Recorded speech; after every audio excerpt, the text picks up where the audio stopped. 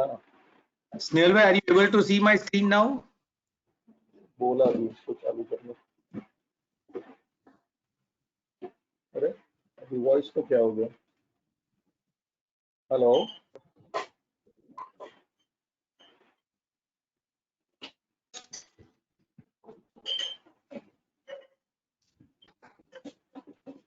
Hello Are you able to see my screen?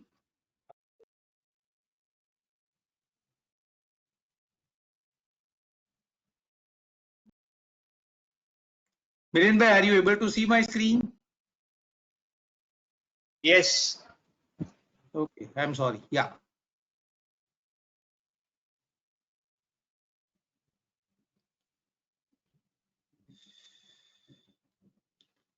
Okay, I'm sorry for the goof up. Some issue that I could not share the screen. I hope we are good to go now. Yeah.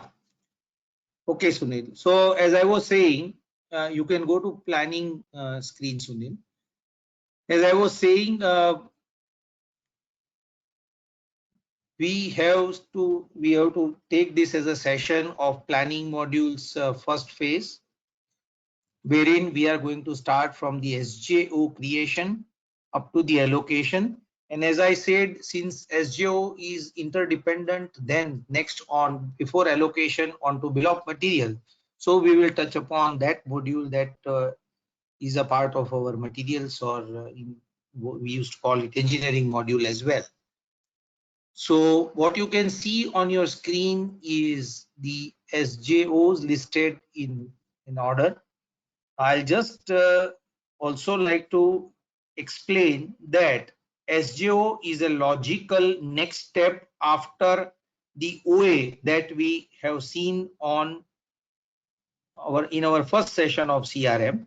So we have tried to, as you will be able to understand and relate, what we have tried to do is that we are going to have these webinars conducted in a logical flow. So Friday को जब हमने session किया, उनमें sir ने जो तब 2 session किए, तब उन्होंने ओवरव्यू दिया पूरा प्रोडक्ट का, जिसमें सारे मॉड्यूल्स आ गए. नाउ इन दिस हमने जो फ्राइडे से शुरू किया है, तो there we have taken the first session as lead or inquiry entry to quotation to follow-ups to customers PO received, that is SO entry, and order acceptance or order acknowledgement.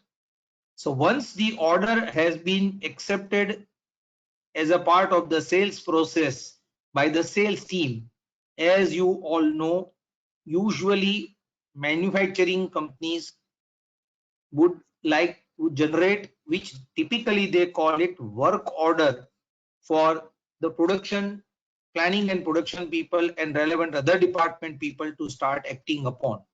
So the next logical thing is creating a manufacturing order, or what we call it sales or shop job order.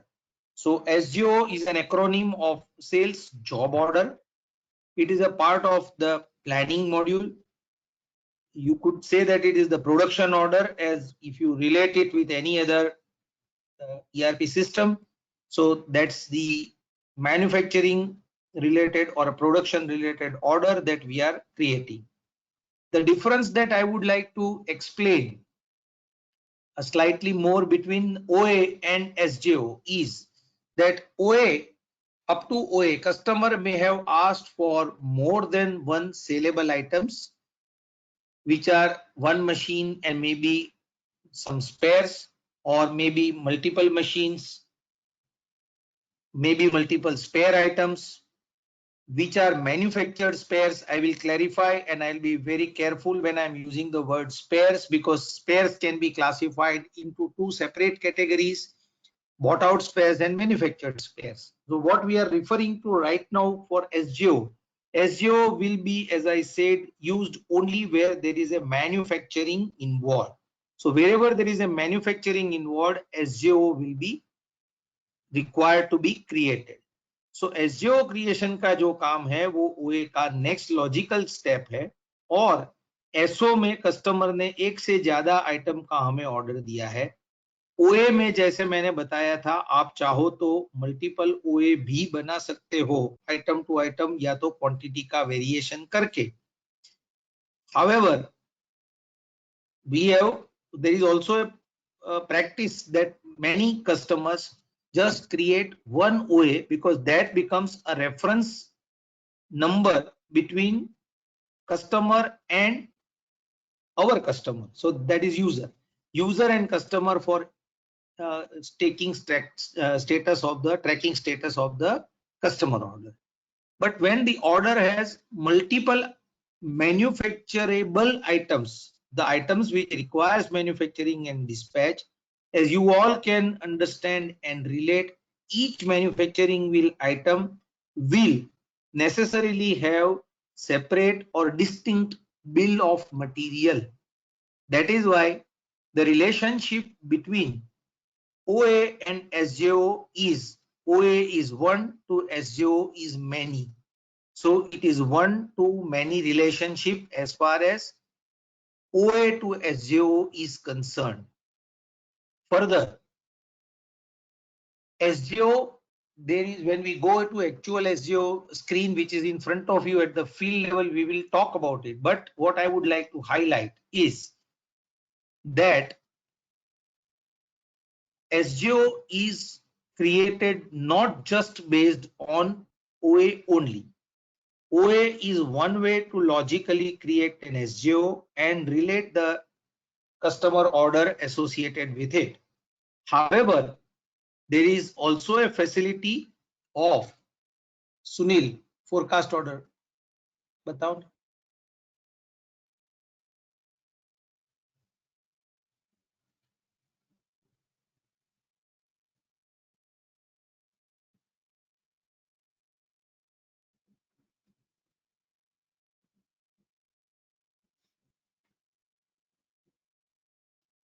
So as you can see here, forecast is stock-based manufacturing, because we have seen the situation, and you all would have known this also, that in anticipation of customer order, sometimes people start manufacturing. Plus, there are certain spares or some people who are into assemble to order business in engineering manufacturing.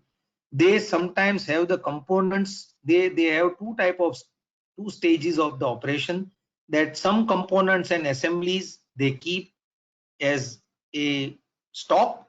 So when they have something to be kept in stock as a stock order, then without even looking at the customer order, and customer order as and when is there, it will be for the final assembly. So it will be as a, for assemble to order in those situations, or even in case of machine and equipment manufacturing, where in anticipation of a customer order, some users, some customer organizations may like to start creating SGO, creating a forecast as a prerequisite to an SGO.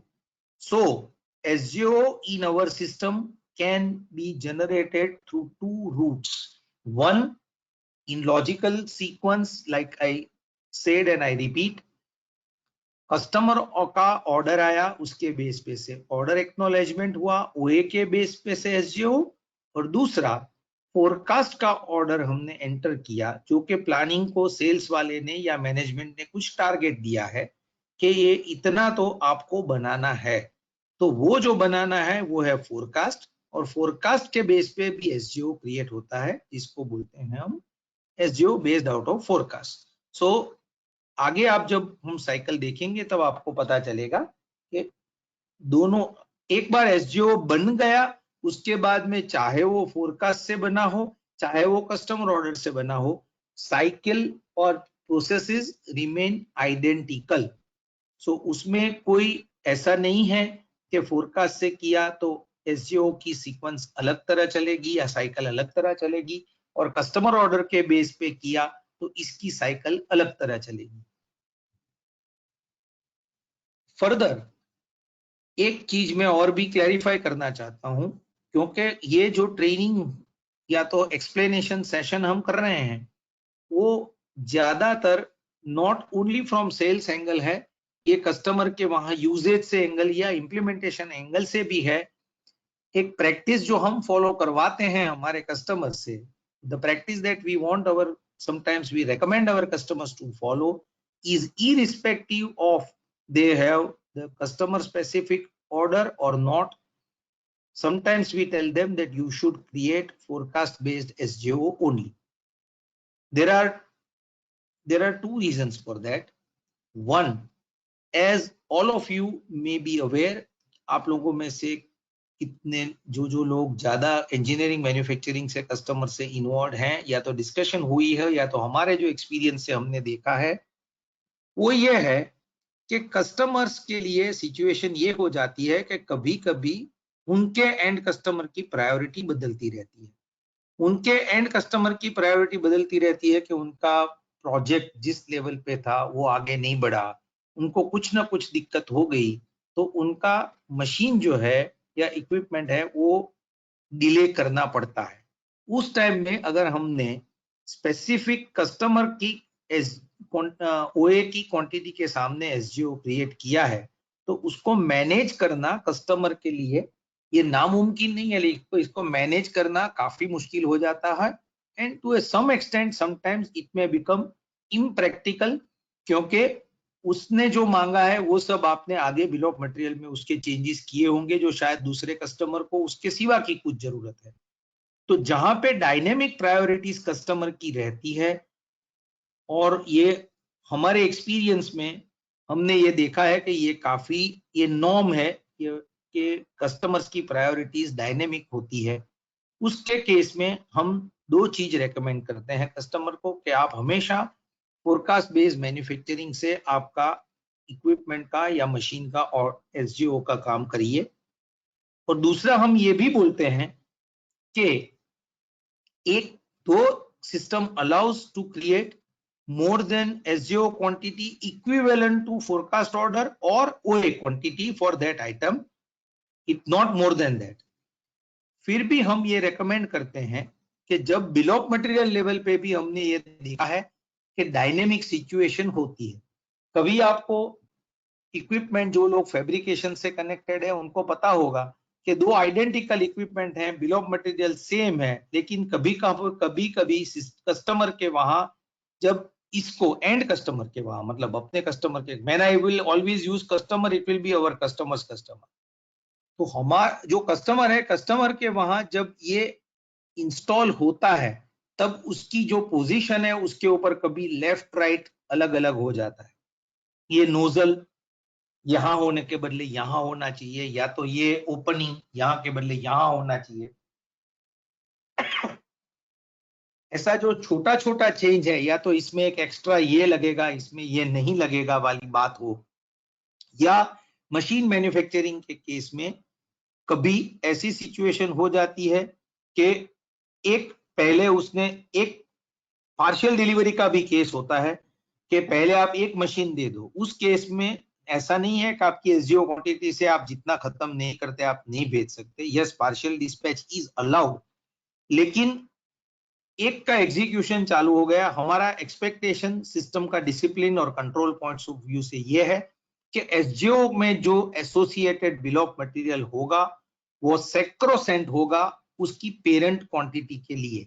तो parent quantity में अगर नीचे कोई भी bill of material का छोटा भी change हो तो वो पूरी बॉम्ब की क्वांटिटी को इफेक्ट करता है, और पार्शियली अगर हो गया हो तो उसकी मुश्किल ना आए उसके लिए इम्प्लीमेंटेशन एंगल से हमेशा हम ये रेकमेंड करते हैं कि एसजीओ क्वांटिटी आप 1 रखें, क्योंकि जो कस्टमर की डायनेमिक नीड रहेगी उसको आप अच्छी तरह मैनेज कर पाओगे। उसका जो दूसरा इनहेरेंट एडवांटेज है वो ये भी रहेगा फोरकास्ट के बेस पे करने का कि जैसे मैंने बोला प्रायोरिटी चेंज हो गई कस्टमर की, तो आप यही मशीन किसी दूसरे को डाइवर्ट कर सकते हो। अभी कस्टमर्स की ये क्वेरी आएगी कि उस केस में हमें पता कैसे चलेगा कि ये किस कस्टमर के लिए है। तो उसके लिए हमारे पास और एक फंक्शनैलिटी है जिसको हम बोलते हैं forecast to firm conversion. So forecast to firm जो कन्वर्जन है वो उससे हम ऐसा फैसिलिटेट करते हैं कि अगर फोरकास्ट जिस क्वांटिटी का है उसका कस्टमर ओए की किस क्वांटिटी आइटम, और मतलब आइटम तो सेम रहेगा, किस क्वांटिटी से आपको एसोसिएशन करना है। तो ये एसोसिएशन करने से क्या होगा कि आपके पास मैन्युफैक्चरिंग में फ्लेक्सिबिलिटी रहेगी कि आप कस्टमर की प्रायोरिटी को एडजस्ट कर पाएंगे। तो ये एक सबसे इंपॉर्टेंट फैसिलिटी और इंप्लीमेंटेशन एंगल से पॉइंट ऑफ व्यू है जो मैं आप लोगों को बताना चाहता था। दूसरा जो है वो ये है कि काफी सारे कस्टमर केसेस में हमने ये सिचुएशन भी देखी है कि जब सिस्टम इंप्लीमेंटेशन होता है उसके बाद में sometimes they start with an ओए, नहीं हम तो कस्टमर के बेस पे ही करते हैं, हमारा ये नहीं होता है, वो नहीं होता है। फिर थोड़े टाइम के बाद रियलाइजेशन आती है कि ये from the confidentiality point of view उनको किस कस्टमर के लिए मशीन बन रही है वो इंफॉर्मेशन अदर देन सेल्स शायद किसी को रिवील नहीं करना है। अगर वो सिचुएशन है तो भी फोरकास्ट के बेस पे किया हुआ एसजीओ इज अ रिकमेंडेड प्रैक्टिस, क्योंकि फिर जिसको ये काम शॉप फ्लोर पे चल रहा है ये उसके लिए एक मशीन है, चाहे किसके लिए जा रहा है वो प्लानिंग प्रोडक्शन उससे किसी को उससे लेना देना नहीं है। तो ये सब जो रियलिटीज हैं वो एसजीओ क्रिएशन टाइम की है, ये ज्यादातर इंप्लीमेंटेशन एंगल है, लेकिन ऐसी फैसिलिटीज अगर हम at the time of explaining the product to our potential customers, if we can answer their queries that dynamic situation को आप कैसे हैंडल करते हो, बिल ऑफ मटेरियल जो शॉप फ्लोर पे है उसमें कस्टमर ने कुछ चेंज मांगा तो उसको आप किस तरह हैंडल करते हो, ये सब सिचुएशंस में ये वाला रास्ता ज्यादा कन्वीनियंट रहेगा, ऐसा मेरा एक्सपीरियंस से मैं आपको कह रहा हूं। Still from the system point of view, whether you create an SGO based on OA or based on forecast, further action from the system is identical, there is no change between forecast based created SGO and OA based SGO। ये लंबी explanation के बाद हम SGO की screen पे जाते हैं। मैं मानता हूं कि नेविगेशन इंपॉर्टेंट है लेकिन फंक्शनैलिटी की एक्सप्लेनेशन मेरे ज्यादा एक्सप्लेन करने की मेरी ज्यादा रिस्पॉन्सिबिलिटी है, जिससे आप लोग आपके कस्टमर को ये प्रोडक्ट के फीचर्स के तौर पे बता पाए। Okay, Sunil. So let us go to the SGO screen, which is in front of you all. As you can see, SGO document में again we have, as I said, we have full-fledged document control. तो document control में ये अगर forecast के base पे है तो नीचे आप जो आपके सामने स्क्रीन पे दिख रहे हो आपको forecast का ऑर्डर का सीक्वेंस दिख रहा है जो है 1463। सुनील आप उनको वो फोरकास्ट ऑर्डर खोल के दिखा सकते हैं दूसरे स्क्रीन पे। तो ये है फोरकास्ट का ऑर्डर जहां पे आपने product, see difference between forecast based forecast order and OA is that forecast में क्या आइटम का एसजीओ बनेगा या फोरकास्ट ऑर्डर बनेगा वो आपको खुद सिलेक्ट करना है, क्योंकि ये स्टार्टिंग प्रोसेस है। आपके पास शायद मैनेजमेंट का प्लानिंग शीट आया होगा या सेल्स वाले का ईमेल आया होगा या तो मैनेजमेंट की रिव्यू मीटिंग में ऐसा डिसाइड हुआ होगा और प्लानिंग को बोला होगा कि इतने का आप फोरकास्ट क्रिएट करो इतनी इतनी आइटम्स का, तो उसके बेस पे होता है। ये लेवल पे ये डिस्कनेक्ट रहेगा क्योंकि ये for the assuming that for the purpose of stock or for the purpose of forecast we are creating this item production order. So उसको आइटम सिलेक्शन है वो मैनुअल है। ओए के केस में डिफरेंस इतना ही है कि आइटम अपने आप और एसजीओ के टाइम सिलेक्ट हो जाता है, चाहे एक हो तो एक से ज्यादा हो तो आप में से उसमें से आपको सिलेक्शन करने का रहता है। सो ये फोरकास्ट ऑर्डर है। फोरकास्ट के बेस पे अभी हम फिर से जाते हैं फोरकास्ट या कस्टमर, हम जाते हैं एसजीओ के स्क्रीन पे। जैसे ऊपर अभी आप स्क्रीन पे देख रहे हो कस्टमर ऑर्डर और फोरकास्ट ऑर्डर दोनों ऑप्शंस हैं।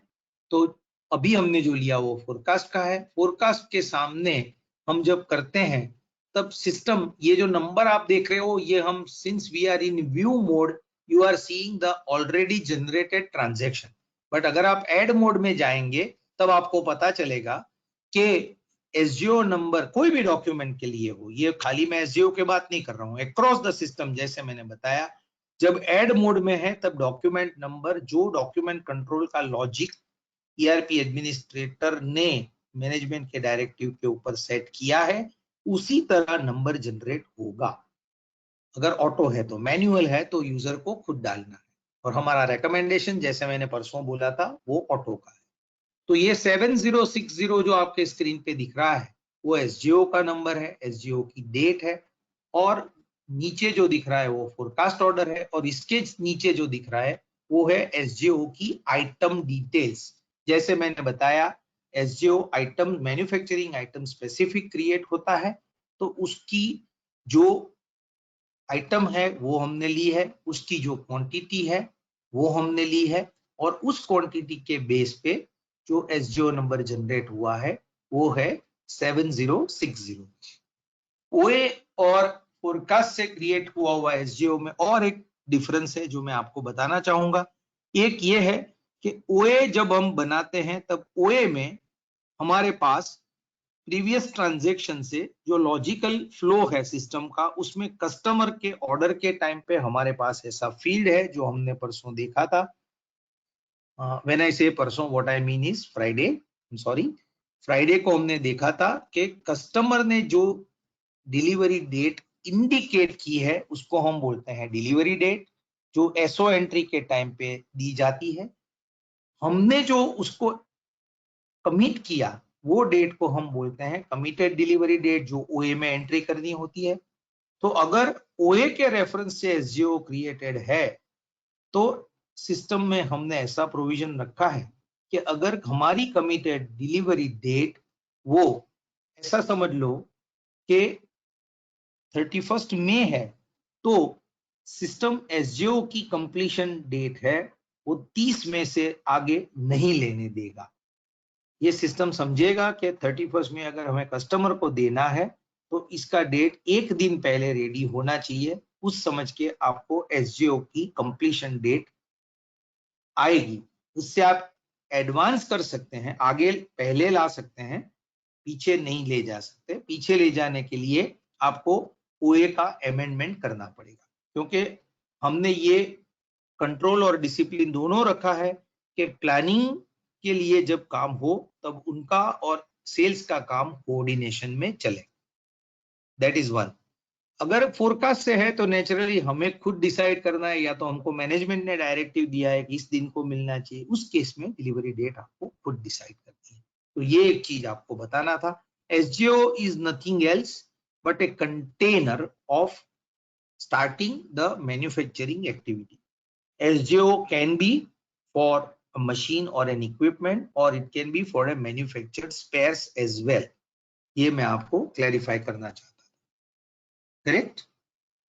सो SGO में और आगे सुनिए, नीचे स्क्रीन पे जाइए आप।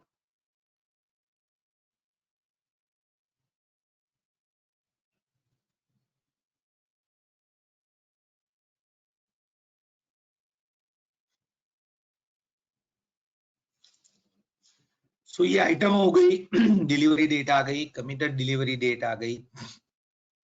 और दो चीज आपको दिख रही है सुनील, वो जरा लेबल को आप और बड़ा करेंगे। ये दोनों काफी इंपॉर्टेंट फीचर है from our product point of view, which I would like to say: work order start date and planning start date.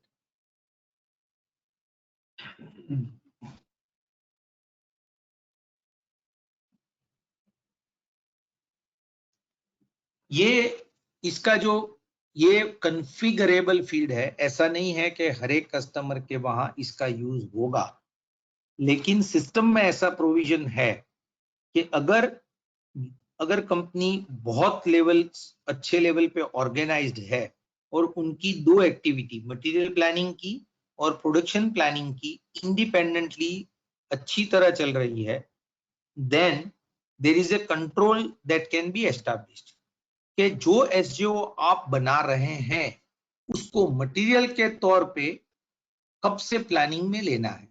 मतलब उसकी ये प्लानिंग डेट, जहां पे ये प्लानिंग स्टार्ट डेट लिखी है, इसके पहले सिस्टम उसके इंडेंट बनने नहीं देगा।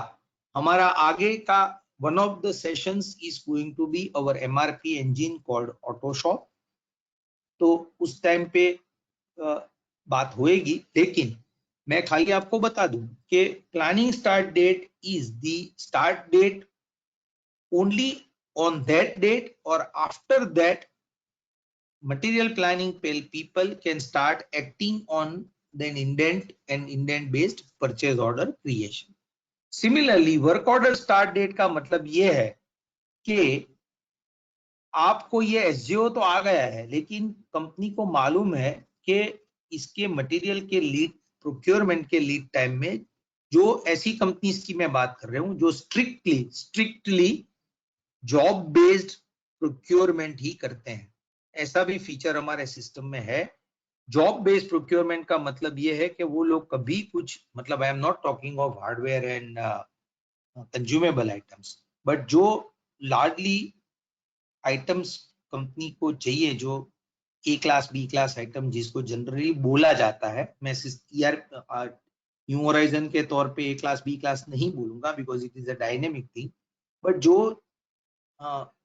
आइटम स्पेसिफिकली किसी कस्टमर ऑर्डर के सामने ही खरीदारी जाती है, ऐसी प्रैक्टिस जिस कस्टमर कंपनी के वहां है, जो इनके सिवा कभी नहीं खरीदते, may be little surplus may be there.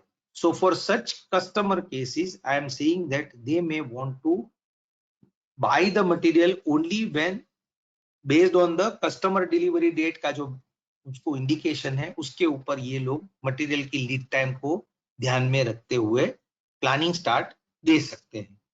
और मटेरियल आएगा नहीं तब तक मैन्युफैक्चरिंग चालू करने का कोई फायदा नहीं है शॉप फ्लोर पे हम ये वर्क ऑर्डर को। Now I will just clarify that what we mean here by work order is the job card that many people speak in the industry. Job card और रूट कार्ड, कोई कोई लोग उसको root card भी बोलते हैं या तो राउटिंग स्लिप भी बोलते हैं।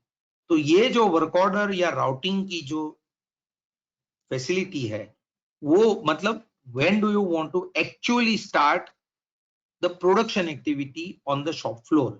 So that is called production start date, work order start date. So work order start or planning start date is for these two separate distinct planning activities. And as I said, ये system का feature है and it has been used at one of the customer locations very effectively. But that organization is equally very matured organization.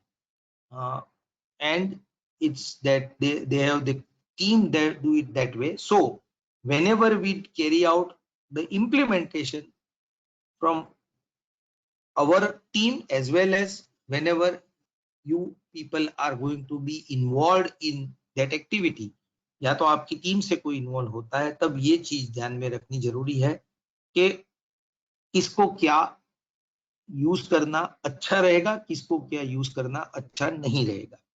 तो इस हिसाब से feature है, मैं आप लोगों को सेल्स के तौर पे बता रहा हूँ, यूजेबल है तो वो आप यूज कर सकते हो। अटैचमेंट वाली फैसिलिटी भी है, अटैचमेंट भी आप कर सकते हो। यहाँ पे भी कुछ स्पेसिफिक टू एन इक्विपमेंट और मशीन कुछ ड्राइंग है या ऐसा कुछ भी है, तो आप यहाँ से उसको अटैच कर सकते हो। सो I have spoken a lot about SGO, but I feel it is important because it is the single most document through which entire manufacturing activity is then taken forward. ये इसमें इस लेवल पे जितनी clarity हो ये जरूरी है, तो उस लेवल पे मैंने इतना टाइम लिया है। अभी Sunil, let us go to the next logical thing which is called CBOM.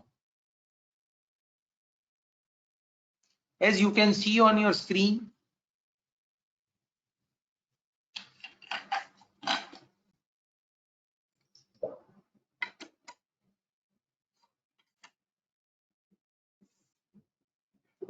as a part of materials or design or engineering module, we have this CBOM or order BOM creation facility.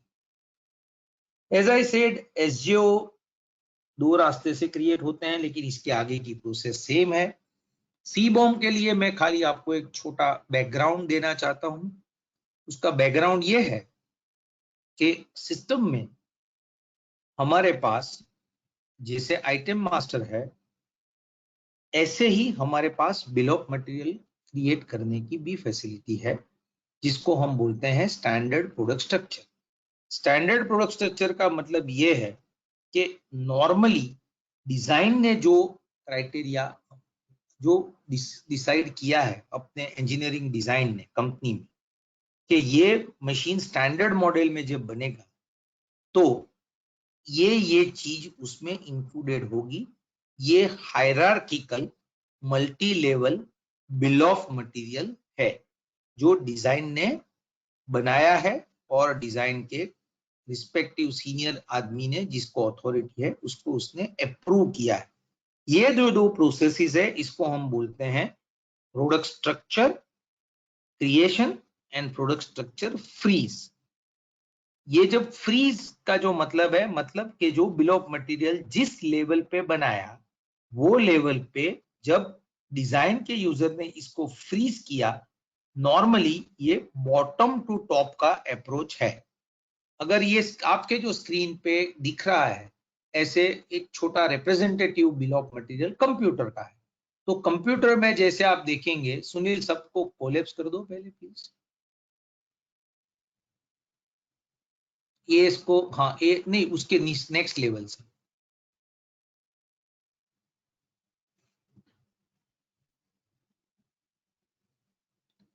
अभी आप जैसे देख रहे हैं कि मैं ये CMP002 नाम का कंप्यूटर बनाना चाहता हूं, तो मेरा प्रोडक्ट स्ट्रक्चर है, उसमें 2 AS आइटम चाहिए।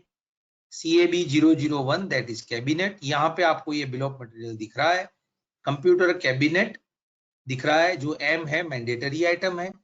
कीबोर्ड है जो BY आइटम है, जो भी मैंडेटरी आइटम है, बराबर है। ये AS BY FT BY ये सब आप देख रहे हैं, वो आइटम मास्टर के पैरामीटर्स हैं। जैसे उनमें सर ने डिटेल में उनके वेबिनार में कवर किया था। तो AS और MK मतलब manufactured items and manufactured assemblies, and BY is a bought out item, whether it is a raw material or a standard bought out item, and RS is also a bought out item, but technically it is possible to have a structure below RS. तो ये आप जैसे अभी देख रहे हैं, तो आपके पास ये दूसरा एक कंप्यूटर कैबिनेट चाहिए। ये कंप्यूटर बनाने के लिए 002 एक कीबोर्ड चाहिए जो बाई टाइप की आइटम है। ये फीचर में मैं अभी 1-2 मिनट में आता हूं। चौथा है ऑप्शन, मुझे माउस चाहिए। और 5वां है ऑप्शन, इसको हम बोलते हैं माउस पैड चाहिए। ये चीज जो है, ये स्टैंडर्ड प्रोडक्ट स्ट्रक्चर है। अभी यहाँ पे आप डिफरेंस देखो, आपको कहीं पे दिख रहा है फीचर। अभी पहले AS को एक्सप्लोर करते हैं तो आपको पता चलेगा कि कैबिनेट बनाने के लिए मुझे क्या चाहिए। तो कैबिनेट बनाने के लिए 2 MK आइटम्स चाहिए। देखो ये हायरार्किकल BOM है, ये जो मैं दिखा रहा हूँ हायरार्की खुल रही है। प्लस प्लस जहां पे है वहां पे उसका एक और नीचे लेवल है, बॉटम मोस्ट लेवल पे जो बाजार से खरीद के आने वाली चीज BY आइटम्स होगी। सो कैबिनेट बनाने के लिए मुझे चाहिए कि मैं फ्रंट कवर रखूं और बैक कवर रखूं। फ्रंट कवर और बैक कवर 2 मुझे चाहिए।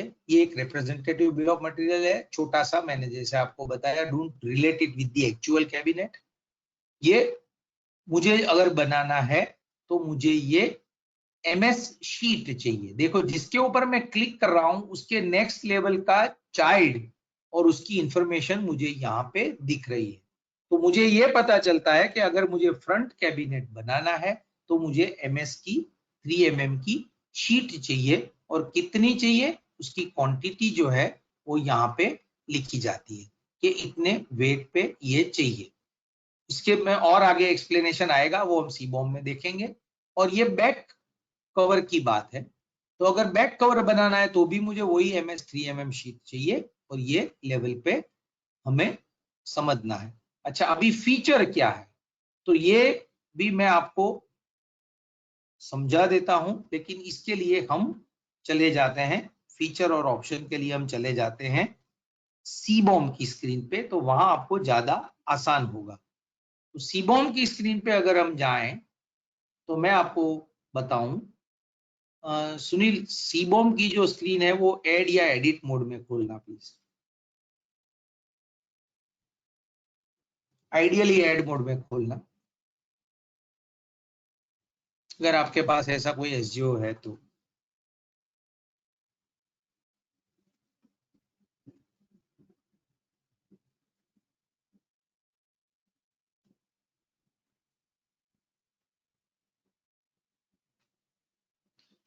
See this is important, yes please.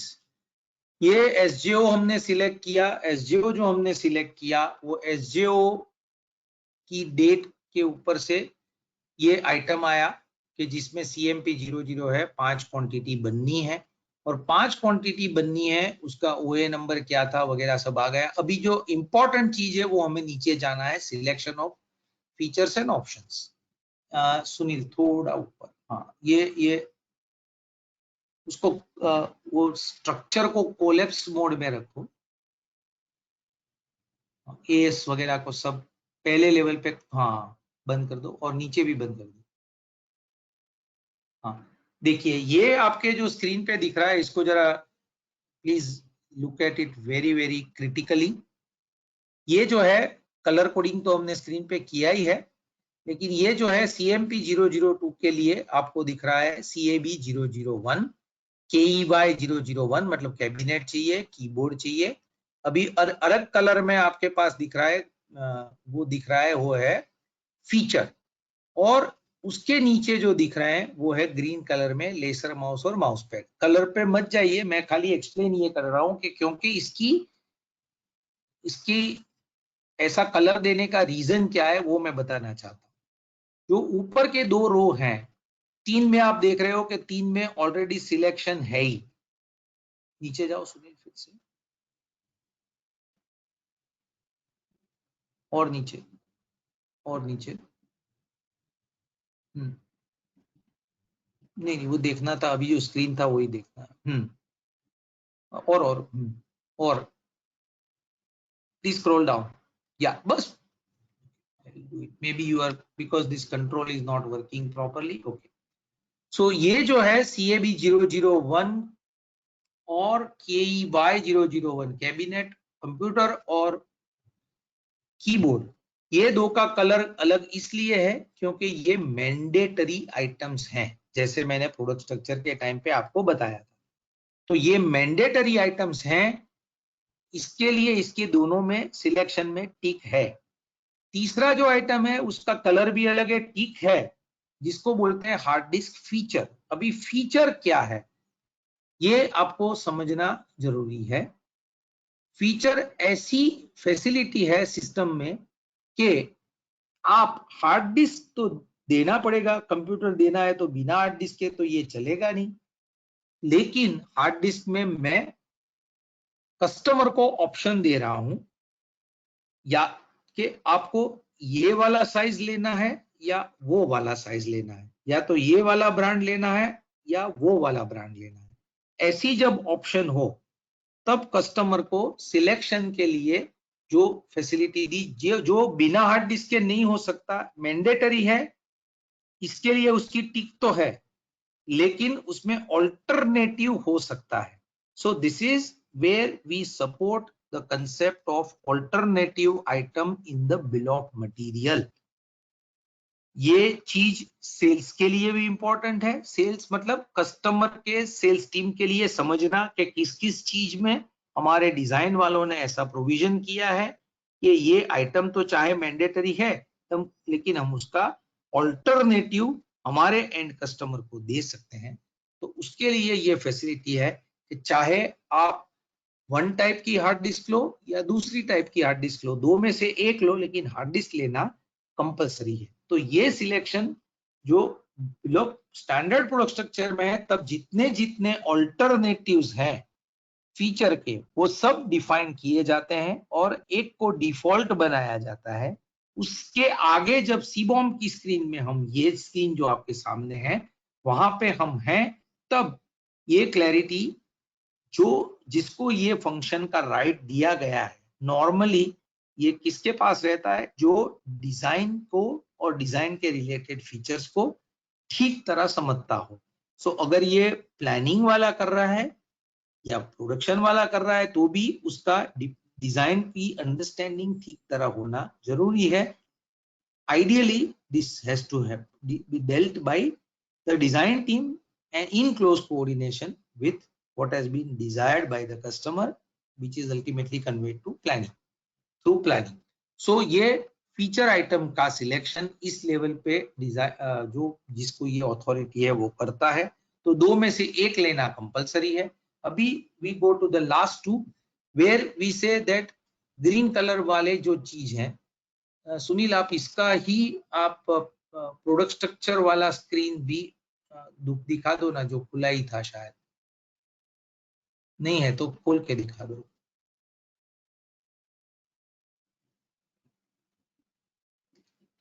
Correct. तो ये जो था यहाँ पे आप देखें तो ये आप नहीं, आप जहाँ पे वो मैंडेटरी ऑप्शनल ये सब दिख रहा है, हाँ ऊपर ऊपर टॉप पे चले जाइए।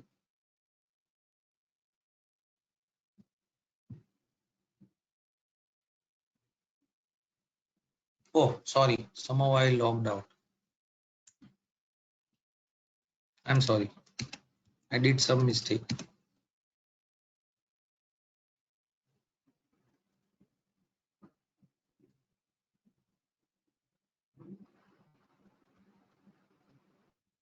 Yeah.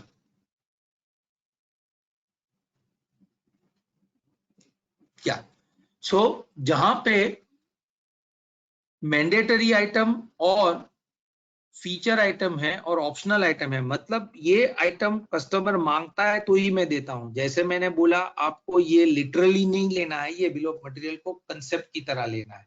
अगर ये फीचर और ऑप्शन को भी मैं एक 2-3 मिनट और लेके आपको एक्सप्लेन करूं तो ये चीज है कि क्योंकि ये SGO, product structure and C BOM, ये ऐसा समझ लो कि हमारे सिस्टम का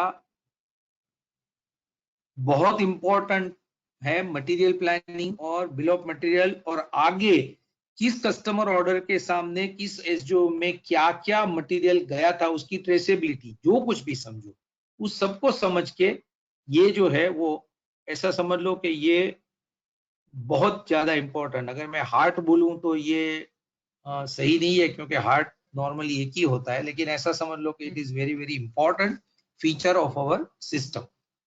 सो अभी मैं इसका एक छोटा सा एग्जांपल और आपको दूं कि हम कार से सपोज समझे। हमको पता है कि कार में ऐसा हमारे पास, हम डीलर के पास जाते हैं तब ऐसा कोई हमारे कॉन्फ़िगरेबल बीओएम आज के दिन में नहीं होता है। मैंने खुद एक्सपीरियंस नहीं किया है तो मेरे लिए बोलना सही नहीं है, लेकिन मैंने सुना ऐसा है कि टेस्ला जो कार है जिस लेवल पे जो कस्टमर ले रहे हैं वो लेवल पे उनको ये ऑप्शन मिलता है। लेकिन आप लोगों में से काफी सारे लोग जो कंप्यूटर हार्डवेयर से भी वन वे और दी अदर डील करते हो या तो किया हो, आपको मालूम होगा, मैंने ऐसा वहां पे भी देखा है कि Dell allows you to configure your own product. So इस केस में अगर आप देखो तो ये सब जो लॉजिक है वो काम आता है कि अगर मैं कार, इसके लिए मैं एग्जांपल के तौर पे बोल रहा हूं कि मैं कार जब लेता हूं तब मुझे स्टीयरिंग में मुझे ऑप्शन हो सकता है कि मैं नॉर्मल मैनुअल स्टीयरिंग लूं या मैं पावर स्टीयरिंग लूं। सपोज ऐसी फिर सिचुएशन आ गई कि आपको डीलर पूछता है कि आपको कौन से वाली गाड़ी चाहिए, आप बोलते हो नहीं मुझे पावर स्टीयरिंग चाहिए, तो उसके रिलेटेड बिल ऑफ मटेरियल है वो ऐसे आएगा। और ये फीचर है क्योंकि बिना स्टीयरिंग के तो गाड़ी होगी नहीं। लेकिन सो बाकी चीज तो ये एक एग्जांपल है जो फीचर का है जो मैं कार से रिलेट करके आपको। सिमिलरली जब कार के डीलर के पास आप गए वो आपको पूछेगा कि क्या आपको स्टीरियो सिस्टम डलवानी है, तो वो हो गया ऑप्शन। बिना स्टीरियो के कार नहीं चलेगी ऐसा तो है नहीं। तो मैं ये एसेसरीज जिसको बोल रहा हूँ एडिशनल चीज, सो फिर से मैं बोल रहा हूँ वो ऑप्शन है। कि feature is such an item of bill of material without which I cannot complete my manufacturing cycle, but I have alternative items to select from approved by my design. Design ने जो जो alternative मुझे दिए हैं उसमें से कोई एक को लेके मुझे आगे बढ़ना है, वो है फीचर. और optional items are additional items which customer may have asked and our sales team would have agreed to provide, and it has to be taken in this form. So standard में option दिया है और standard BOM को जब सी bomb में inherit किया जाता है, मैं कॉपी वर्ड नहीं बोल रहा हूं क्योंकि ये कॉपी नहीं है, ये वहां से यहां इनहेरिट होता है. और इनहेरिट होने के टाइम पे जो चेंजेस प्लानिंग इसका जो ऑथोराइज यूजर कर रहा है, ये इस ऑर्डर की या इस एसजेओ की स्पेसिफिक बिल ऑफ मटेरियल हो जाती है, जिसको हम बोलते हैं सीबीओएम कस्टमर बॉम्ब, या तो in other terms you can say order specific BOM. So this is the explanation that I wanted to give for SGO, SGO to CBOM और उसके साथ जो उसकी previous process linked है product structure. Now the next step for this is CBOM में और क्या हो सकता है. CBOM में छोटा लेवल का क्वांटिटी का चेंज है. हम ये समझते हैं कि ये जो कर रहा है वो इतना नॉलेजेबल आदमी है कि वो डिजाइन की जो सोची हुई चीज है ये डेंजरस है. इसमें टाइटल CMP 002 रख के 2 मैंडेटरी आइटम को रख के नीचे का पूरा स्ट्रक्चर और तीसरा कोई भी ऑल्टरनेटिव रख के आप कुछ भी कर सकते हैं. ये जो आपको दिख रहा है ये तो छोटा वाला है उसके लिए, लेकिन इसमें ये जो रिस्की प्रपोजिशन ना हो उसके लिए इसकी अथॉरिटी समझने वाले आदमी को देनी चाहिए, क्योंकि यहाँ पे इसकी क्वांटिटी भी चेंज कर सकता है, इसका ऑर्डर भी चेंज कर सकता है कि ऊपर क्या होगा नीचे क्या होगा, उसका रॉ मटेरियल भी चेंज कर सकता है. ये सब फैसिलिटी सी बॉम्ब लेवल पे है. और आगे हम जो सेशंस में देखेंगे वो शॉप फ्लोर पे जो डायनेमिकली बीओएम का चेंज होता है उसमें सीसीएन में भी ये कवर होगा. तो ये सी बॉम्ब एक बार ओके हो गया. अच्छा, सी बॉम्ब के साथ और दो चीज हैं जो मैं आपको क्विकली बोल के रखूं, क्योंकि मशीनरी मैन्युफैक्चरिंग केस में या इक्विपमेंट मैन्युफैक्चरिंग केस में हमने ज्यादातर देखा है, स्पेशली मशीनरी मैन्युफैक्चरिंग में कि इवन इक्विपमेंट में कि पूरा बिल ऑफ मटेरियल जो लोग मेड टू डिजाइन या तो असेंबल टू डिजाइन करते हैं कस्टमर की रिक्वायरमेंट के हिसाब से, कभी कभी उनके केस में एक साथ बीओएम का सीबीओएम का ऑथोराइज, जिसको हम फ्रीज बोलते हैं, फ्रीज होना शायद पॉसिबल ना हो और वो लोग स्टेज बाय स्टेज कर पाए. तो उनको अगर स्टेज बाय स्टेज ये करने की रिक्वायरमेंट है तो हमने partial freeze of C BOM ऐसा फीचर भी दिया हुआ है, वो मैं आपको बता देता हूँ. एक एग्जांपल के तौर पे इसका बोलूं तो क्या होता है, कभी मोटे मोटे तौर पे बोले तो कि मशीन के साथ मुझे इलेक्ट्रिकल पैनल वगैरह भी देना है, और इलेक्ट्रिकल का काम नॉर्मली ऐसा होता है कि वो थोड़ा लेट डिसाइड होता है. मैकेनिकल के बॉम्ब टीम अलग होती है, इलेक्ट्रिकल की बॉम्ब टीम अलग होती है. तो इनको अगर मैकेनिकल वालों को अपना काम खत्म करके जो बॉट आउट आइटम्स है उसकी एक्टिविटी करवानी हो तो वो लोग चाहें तो अपना पार्ट का BOM stage by stage release करके आगे काम करवा सकते हैं. तो सी बॉम्ब में फीचर्स में है कि you have to select an alternative item from the feature list. You can change the quantities in some cases, and you can also decide whether any optional item is required to be given along with this order as a part of the SGO. तो ये selection है, partial freeze का selection है, और सी bomb को finally release करना पड़ता है. सी बॉम्ब रिलीज और सी बॉम्ब फ्रीज का मतलब ये कि फर्स्ट लेवल पे इसकी ये फर्स्ट लेवल की डिमांड हो गई, ये होगा मतलब प्लानिंग के लिए ये रिक्वायरमेंट खड़ी हो गई कि इसको ऊपर मुझे आगे एक्शन लेना है. So we move to the next step called and our today's in a way logically main topic and final topic called not main topic, final topic called allocation.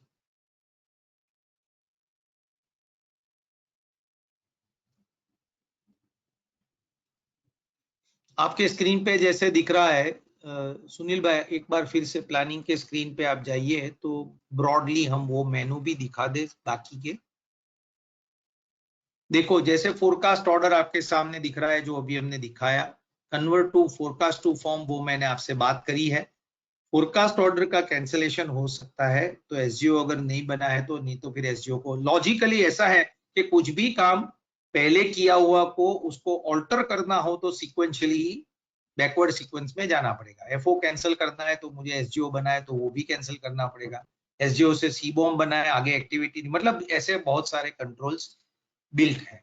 तो अभी हमने एफओ फोरकास्ट ऑर्डर देखा, एसजीओ entry देखी, एसजीओ का print नहीं देखा है but वो तो ठीक है, हम अभी देख सकते हैं। SGO print is a document through which manufacturing can understand के मुझे ये बनाना है, ये सब उसके रिलेटेड पैरामीटर्स है।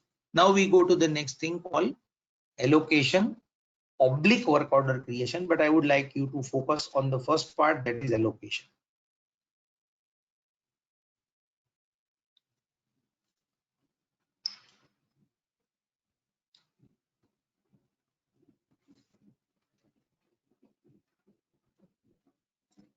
Most of you would be aware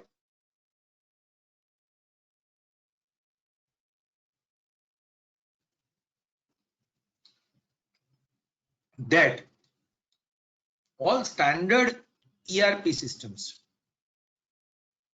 provide this concept.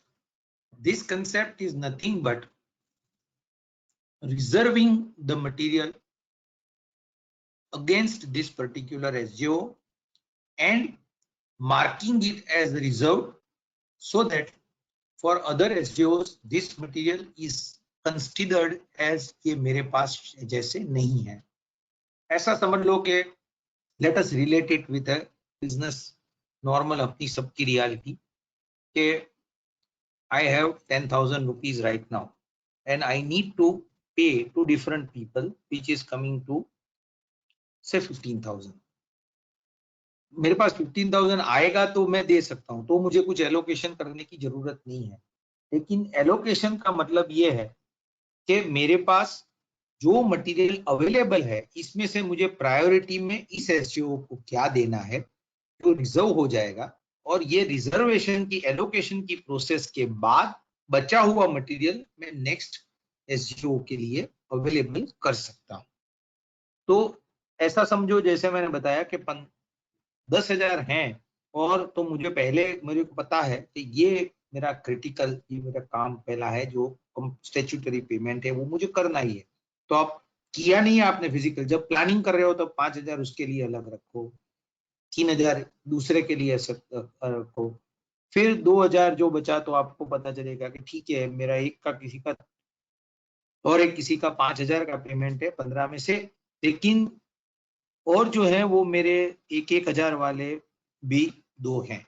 तो चाहे आप 5,000 वाले को 2,000 देना चाहते हैं या 1,000 वाले दो को खत्म करना चाहते हैं, ऐसी जो डायनेमिक सिचुएशन आपकी होती है उसको चलते मटेरियल एलोकेशन का कंसेप्ट भी वही तरह उसी तरह चलता है। ये मैं आज जो अभी हम दिखा रहे हैं वो मैन्युअल वे ऑफ एलोकेशन दिखा रहे हैं। इसका ऑटोमेशन का भी पूरा प्रोसेस है, दो और लेवल का। एक को हम बोलते हैं ऑटो एलोकेशन, तो दूसरा जैसे मैंने अभी थोड़े टाइम पहले फिर से रेफरेंस किया था जिसका जो है हमारा एमआरपी इंजन कॉल्ड ऑटोशॉप, तो उसके ऊपर हम डिटेल में जाएंगे, लेकिन ये कंसेप्ट समझाने के लिए हम मैन्युअल एलोकेशन में आए हैं। अभी मैन्युअल एलोकेशन में सुनील खाली ये स्क्रीन क्रॉस करो तो पहले एक बार बिल ऑफ मटेरियल देखा जाए। हाँ, देखो ये जो सी बॉम्ब में आपने सिलेक्शन किया ये पूरा एक्सप्लोजन यहाँ पे हो गया। तो मैंने जो हार्ड डिस्क लिया वो जो ऑप्शन लिया 2 टेराबाइट हार्ड डिस्क का वो मैंने सिलेक्ट किया था फीचर से। मैंने दोनों ऑप्शनल आइटम सिलेक्ट कर लिए थे, या तो माउस पैड मैंने सिलेक्ट किया था, कीबोर्ड तो मैंडेटरी ही था बराबर, तो वो भी मैंने सिलेक्ट किया था। तो ये सब जो मेरा सी बॉम्ब ऑथोराइज होने पे या तो फ्रीज होने पे मेरा आया, ये डिमांड की ट्री मुझे दिख रही है। अभी जिसकी जिम्मेवारी मटेरियल प्लानिंग की है वो क्या करेगा। तो ये हम मैनुअल जैसे बोल रहे हैं उसके लिए बोल रहे हैं। आप नॉर्मली ऐसा सोचो कि मेरे पास अगर कंप्यूटर कस्टमर ने मांगा है तो, और कस्टमर मेरे पास कंप्यूटर होता जो उसने मांगा है उसी स्पेसिफिकेशन का, तो मैं डायरेक्टली एलोकेशन करके फिनिश गुड से डिलीवर डिस्पैच ही कर देता। ये हम बात कर रहे हैं वो उस सीक्वेंस की बात नहीं, सिचुएशन की बात नहीं है। हम ये सोच रहे हैं कि मैन्युफैक्चरिंग करना है, मैन्युफैक्चरिंग के लिए हमने ये सब किया है, और मैन्युफैक्चरिंग में जब हम कर रहे हैं तब ये आइटम मुझे मेरे पास स्टॉक में जो पड़ी है उससे मुझे रिजर्व एलोकेशन करके आगे की मैन्युफैक्चरिंग प्रोसेस करना है। तो ये चाइल्ड बाय चाइल्ड आपको एलोकेशन का प्रोसेस कर सकते हैं, करना जरूरी नहीं है ऑटो है जैसे मैंने बोला। लेकिन कभी कभी ऐसा भी होता है कि डायनेमिकली कभी प्रायोरिटी बदलती है कस्टमर की, और कोई एक चीज की रिक्वायरमेंट है जो प्लानिंग को दूसरे एसडीओ में ऑलरेडी लगी है, लेकिन उसके बदले अभी कुछ मेरी रिक्वायरमेंट और ज्यादा क्रिटिकल है, तो इसके साथ और एक एसोसिएटेड चीज है जिसको हम बोलते हैं डी एलोकेशन। तो डी एलोकेशन भी किया जा सकता है। डी एलोकेशन एक एसडीओ से करो, और वो जो आपने डी एलोकेशन कर दिया तब जो आइटम थी वो प्लानिंग जाके ये ओरिजिन जो नया वाला मेरी प्रायोरिटी जिसकी चेंज हुई उस एसडीओ के सामने सिंगल आइटम को एलोकेट कर सकते हैं। उस केस में भी ये मैन्युअल एलोकेशन का इंपॉर्टेंस ज्यादा है। बट स्क्रीन पे अब समझने के लिए देख लो कि मैं जिस आइटम के ऊपर अभी हमारा कर्सर है वहां पे हम राइट क्लिक करेंगे तो हमारी एलोकेशन की विंडो, ये 3-4 ऑप्शन है हमारे पास कि एलोकेट आइटम, फिर पेंडिंग एलोकेशन क्या है वो देखना है, पेंडिंग इश्यू क्या है वो मुझे देखना है, अगर ये आइटम का इंडेंट ऑलरेडी बन चुका है शॉर्टेज थी और इसका इंडेंट बन चुका है तो वो इंफॉर्मेशन भी मुझे यहाँ पे मिलती है।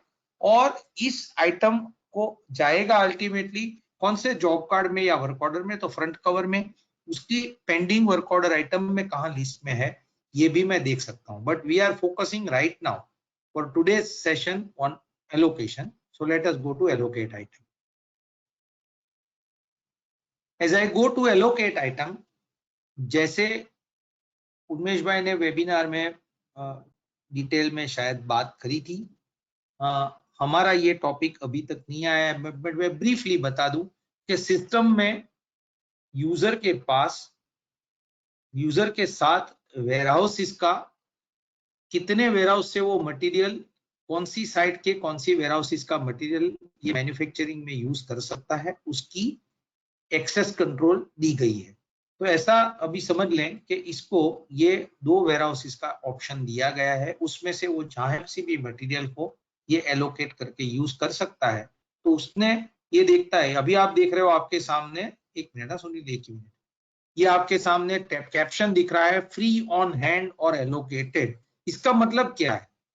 फ्री ऑन हैंड का मतलब है कि और किसी एसजीओ के सामने ये मटेरियल एलोकेटेड नहीं है, ये मेरे लिए अवेलेबल है। जैसे मैंने वो कैश वाला एग्जांपल दिया कि 5 और 3 आपने रिजर्व कर दिए थे तो मेरे पास फ्री ऑन हैंड अभी 2 है, तो इसमें ये एक क्वांटिटी दिख रही है, दैट मीन्स इस वेयरहाउस में ऑन हैंड क्वांटिटी मेरे पास एक अवेलेबल है, और जो एक अवेलेबल है उसको मैं एलोकेट चाहे तो कर सकता हूं। तो मैंने, सुनील भाई ने अभी एलोकेशन क्वांटिटी 0 थी वहां पे मैन्युअली 1 एंट्री किया है। बाजू में जो आप देख रहे हैं वो साइज है, उसको हम सेपरेटली हैंडल करेंगे, क्योंकि सिस्टम में जो साइज वाइज है उसको मैं अभी डिटेल में नहीं जाता हूं। बट ये एमएस शीट साइज के तौर पे डिफाइन की गई है इस बिल ऑफ मटेरियल में। तो आगे जब हम ये एग्जांपल फ्यूचर सेशंस में लेंगे तो इसी एग्जांपल को दूसरी तरह देखेंगे। तो ये एक क्वांटिटी मैंने एलोकेट की, तो आप नीचे देखेंगे तो मैक्स एलोकेशन 2 लिखा है, दैट मीन्स के 2 मुझे चाहिए, 2 नंबर्स मुझे चाहिए 600 बाय 400 बाय 3 mm थिक के। एक मैंने पहले वेयरहाउस से लिया, अभी एक मैं दूसरे वेयरहाउस से एलोकेट कर रहा हूं, नहीं किया तब नीचे देखो मैक्सिमम इज 2, वहां पे आप 2 करो सुनील, वहां पे आप 2 करो, नहीं नहीं सेकंड में, इधर आप 2 करो तो सिस्टम मैसेज देगा। सी, आपको ऊपर मैसेज आ गया, एलोकेशन क्वांटिटी रेड में आया, should not be greater than maximum allocatable quantity. तो ये कंट्रोल एलोकेशन का सबसे इंपॉर्टेंट है कि बॉम्ब में जितना रिक्वायर्ड है उससे ज्यादा एलोकेशन सिस्टम करने नहीं दे रहा है। तो ये आप निकाल के यहाँ पे 1 करें या ऊपर से एक जो है उसको 0 करके नीचे से 2 करें। आपके पास ये प्लानिंग के पास ये ऑप्शन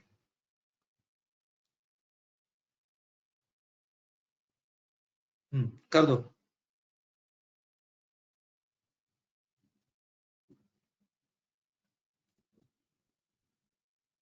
करेक्ट। सो यहाँ पे हम नीचे एलोकेट ऐसा क्लिक करेंगे तो ये उसके पहले सुनील सॉरी इसके हाँ तो ये 2 है वो एलोकेट हो गया। जहां पे आप देख रहे हो रेड इंडिकेशन है वहां पे आप देखो तो फर्स्ट स्क्वायर ब्रैकेट में लिखा है 2 दैट इज पोजीशन नंबर 2। ये एक बीओएम का कंसेप्ट होता है, ड्राइंग पे जो पोजीशन नंबर है वो आप रिलेट कर सकते हैं। तो 2 नंबर की पोजीशन पे जो एमएस शीट वहां पे थी वो एमएस शीट की उसके बाद का जो स्क्वायर ब्रैकेट है वो रिक्वायरमेंट 1 और 1 बनाने के लिए उसको फ्रंट कवर 1 बनाने के लिए 2 चाहिए। तो वो 2 एलोकेशन जैसे नीचे आप देख रहे हो आइडेंटिकल रिक्वायरमेंट है तो उसमें 2 है 1 के बाजू में जहां पे अभी सुनील भाई का कर्सर है और ऊपर देखो वो 0 हो गया। उसके राइट वाले स्क्रीन पे ये जो आधा स्क्रीन आपको राइट साइड दिख रहा है उसमें देखो तो ज्यादा क्लैरिटी होगी कि रिक्वायर्ड 2 था और एलोकेटेड भी 2 हो गया।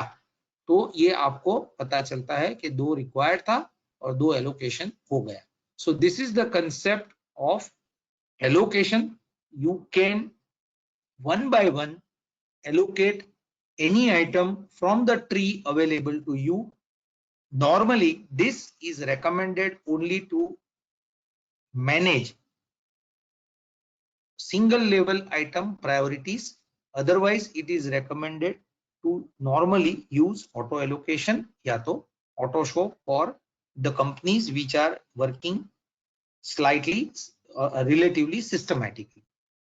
बराबर है। So this is something that I wanted to cover in today's session. I will just have a recap. One of my colleagues had brought it to my notice that हमने जब Friday का session किया तब last में wrap up में आज हमने क्या क्या कवर किया वो मैं शायद बताना रह गया था। So I would not like to make that mistake again. ऐसा कहीं आगे भी होता है तो क्वेश्चन आंसर के तौर पे आप लोग मुझे फिर से भी एक बार बता सकते हैं। तो आज हमने क्या क्या कवर किया, तो आज हमने कवर किया एसजेओ और एसजेओ कवर करने के लिए उसकी 2 प्रीरिक्विजिट हमने कवर की थी ओए जो फ्राइडे को की थी प्रीवियस सेशन में, और आज जो हमने की वो है फोरकास्ट एसजेओ फोरकास्ट ऑर्डर। सो फोरकास्ट ऑर्डर या तो ओए के बेस पे एसजेओ क्रिएशन, एसजेओ के साथ उसकी जो नेक्स्ट लॉजिकल स्टेप है वो है सीबॉम्ब। सीबॉम्ब की जो प्रीरिक्विजिट है वो है प्रोडक्ट स्ट्रक्चर। वहां पे भी मैंडेटरी आइटम, फीचर आइटम और ऑप्शनल आइटम्स की हमने बात की, और इसका सिलेक्शन उसके साथ सी बॉम्ब में जो जो चीजें हैं, partial release of C BOM, freeze C BOM, change quantities वाला सब जो हमने क्या क्या कर सकते हैं ये सब एक्सप्लेन किया है। फिर finally we are on the screen allocation where how to have the manual allocation and what is the concept of manual allocation. ये हमने आज के जो एजेंडा में था वो आज हमने कवर किया है। I would like to end my talk and I will request all of you to have any questions in this regard. Thank you very much. And